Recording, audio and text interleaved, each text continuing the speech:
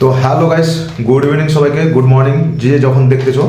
তো আমি আজকে এক্সপেক্টেড কাট অফ বলবো ডাব্লিউবি কনস্টেবলের জন্য অ্যাজ এ মানে এক্সপিরিয়েন্স বলতে পারো। আর আমি টোটাল 11টা এক্সামে পাস করছি। তো যতদূর সম্ভব আমার যেটা আইডিয়া, জেনারেলের কাট অফ 46 প্লাস যাদের আছে, ওবিসি 44, আর এসসি 42, আর এসটি 40 বা 38 যাদের আছে, তারাই শুধু কনস্টেবল মাঠের জন্য রানিং করো। বাকি আমার হিসাবে রানিং করে কোনো লাভ হবে না, ঠিক আছে? কারণ তোমাদের সামনে মানে কেপি কনস্টেবলের এক্সাম আছে 21 তারিখ, ওটাতে ফোকাস করো। বেশি দৌড়াদৌড়ি করলে মানে তোমাদের এক্সামও খারাপ হতে পারে। হ্যাঁ, তোমার প্র্যাকটিসের জন্য একবার বিকালবেলা করে হালকা দৌড়াতে পারো, ঠিক আছে, কারণ কেপিটার জন্য। বাকি তুমি যদি পুরো এখন ফোকাস মারো, মানে তুমি 32-34 পাইছো, টিচারগুলো অনেকজন বলতেছে পাস করে যাবে, পাস তো করিয়ে দিবে, ঠিক আছে, একটু কাট অফ কমও যেতে পারে, ঠিক আছে, আমি যেটা বললাম ওর 1-2 নাম্বার কমও যেতে পারে।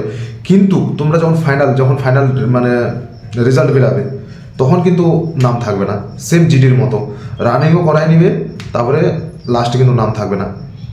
ওই জন্য যাদের একটু এক্সাম খারাপ গেছে, তোমরা মানে মন খারাপ না করে পুরো কেপির জন্য পড়াশোনা করো, ঠিক আছে, পড়াশোনা করো একদম সামনে, নাহলে একদম টাইম পাবে না।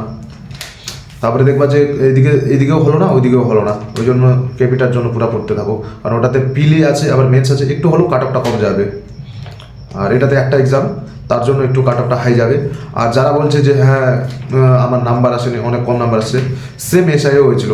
দেখবা যখন যেদিন রেজাল্ট বেরাবে, দেখবা কতজন তোমার থেকে বেশি বেশি নাম্বার পায় আছে। আর সব থেকে বড় ব্যাপার হচ্ছে এটা, যে জেনারেলের সিট, অরিজিনাল যেটা সিট, মাত্র দেখবা 650টার প্লাস সিট আছে। তো ওটা ভাবতে হবে যে কাট অফ কেমন থাকবে তার জন্য।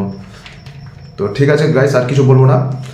আর কি বলবো, শুধু পড়াশোনা করো, এটাই বলবো ব্যাস।